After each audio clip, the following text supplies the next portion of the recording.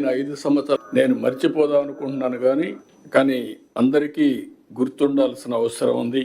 వ్యవస్థలన్నీ పూర్తి కూడా ఇప్పటికీ నేను 4వసారి ముఖ్యమంత్రి అయినా ఇప్పటికి కూడా నాకు ఇంకా పూర్తిగా విధ్వంసానికి గురైనటువంటి వ్యవస్థల్ని రివైవ్ చేయడం ఇంకా టైం తీసుకునే పరిస్థితి వస్తా ఉంది. ఇంకొక పక్క ప్రజల హక్కుగా తెలుసుకునే ప్రభుత్వ నిర్ణయాలను కూడా రహస్యంగా దాచిపెట్టడం, జీవోలు ప్రజల కోసం ఆన్లైన్ లో పెట్టే విధానానికి మంగళం పలకడం, అవన్నీ కూడా ఈ రోజు మళ్ళీ ఆన్లైన్ లో పెట్టే పరిస్థితికి వచ్చాం. ఇంకొక పక్కన 5 సంవత్సరాల జీవోలు కాకుండా ఇప్పుడు ఇచ్చే జీవోలన్నీ కూడా ఆన్లైన్ లో పెట్టి ఒక పారదర్శకతకి పెద్దపీట వేసే విధంగా ముందుకు పోతున్నాం. ఇంకొక పక్కన నేను చాలా సార్లు 45 సంవత్సరాలుగా చూశాను, ఏ వ్యక్తి కూడా ప్రజాస్వామ్యాన్ని గౌరవించకుండా ప్రజాస్వామ్య విలువల్ని హరించే విధంగా పనిచేస్తే ఎక్కువ సమయం లేకుంటే ఎక్కువ కాలం అని కూడా సాధించలేరు. అవి నేను చూశాను. అదే సమయంలో ప్రజల్ని హింసించే శక్తులను గాని వ్యక్తులను గాని మనం ఉదాసీనతగా ముందుకు పోయినా దానివల్ల కూడా సమాజానికి చెడు జరుగుతుంది. ఇవన్నీ బ్యాలెన్స్ చేయాల్సిన అవసరం ఉంది.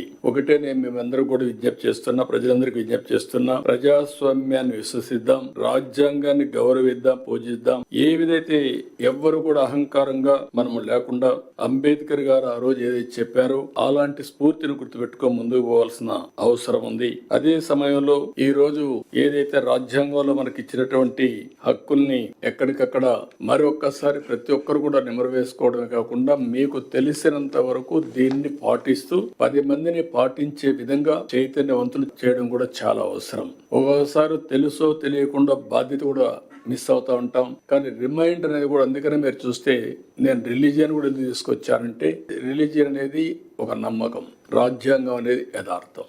రాజ్యాంగంలో చేసే పనులు హక్కు వస్తుంది. నమ్మకంతో నేను హిందూయిజాన్ని ఆచరిస్తాను, ఆ వారసత్వాన్ని గౌరవిస్తాను, లెగసీ పాటిస్తాను, ఆ లెగసీ కింది వాళ్ళు కూడా అందజేస్తాం.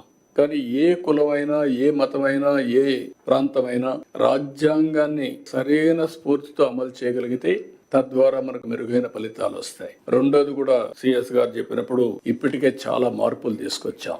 ఒక రిటర్న్ కాన్స్టిట్యూషన్ లో మార్పులు ఎప్పటికప్పుడు తీసుకొచ్చాం, కానీ ఆ మార్పులన్నీ మెరుగైన ఫలితాల కోసం తీసుకొచ్చిన మార్పులు కాబట్టి ప్రజలు ఆమోదించే పరిస్థితికి వచ్చారు. ఆ ఫలితాలు గాని దుర్వినియోగం చేసే ఫలితాలు తీసుకొచ్చే సాహసం చేసుంటే మళ్ళీ ఓటు హక్కు ద్వారా వాళ్ళని ఎక్కడికక్కడ నియంత్రణ చేసేవాళ్ళు.